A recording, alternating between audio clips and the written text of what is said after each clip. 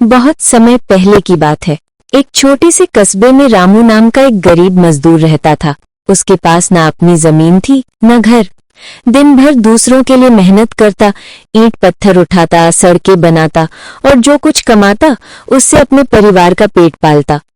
रामू के घर में उसकी पत्नी गौरी और 2 छोटे बच्चे थे।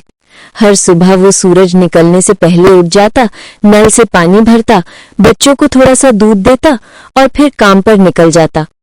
लेकिन उस दिन कुछ अलग था। रामू का छोटा बेटा चंदू बुखार से जल रहा था। डॉक्टर को दिखाने के पैसे नहीं थे। फिर भी रामू ने अपनी पुरानी चप्पल पहनी और काम पर चल पड़ा। रास्ते में उसने खुद से कहा, अगर आज काम नहीं करूंगा तो दवा भी नहीं खरीद पाऊंगा। वो निर्माण स्थल पर पहुंचा। वहां सूरज की तपिश इतनी थी कि जमीन पर पैर टिकाना मुश्किल था। लेकिन रामू काम करता गया। उसके हाथों में छाले पड़ गए, कपड़े पसीने से भीग गए, पर उसके दिल में बस एक ही ख्याल था, मेरे बच्चे को दवा चाहिए। शाम तक काम खत्म हुआ। ठेकेदार ने मजदूरी दी, बस 100 रुपए, पर रामू के चेहरे पर संतोष था।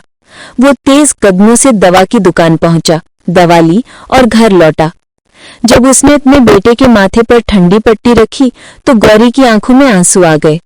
वो बोली, रामू, तुम रोज इतने थक जाते हो फिर भी मुस्कुराते हो, कैसे?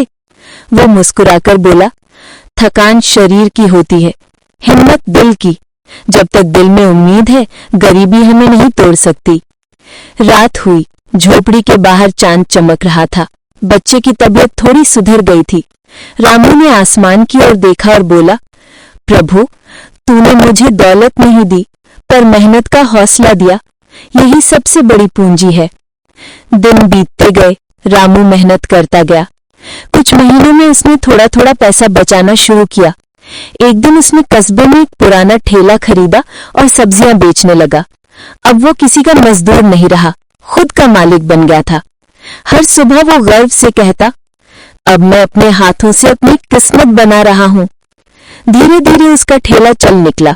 लोग कहते, रामू की सब्जियां ताजी होती हैं, दिल साफ है, और सच में उसकी मेहनत और ईमानदारी ने उसे सबका प्रिय बना दिया।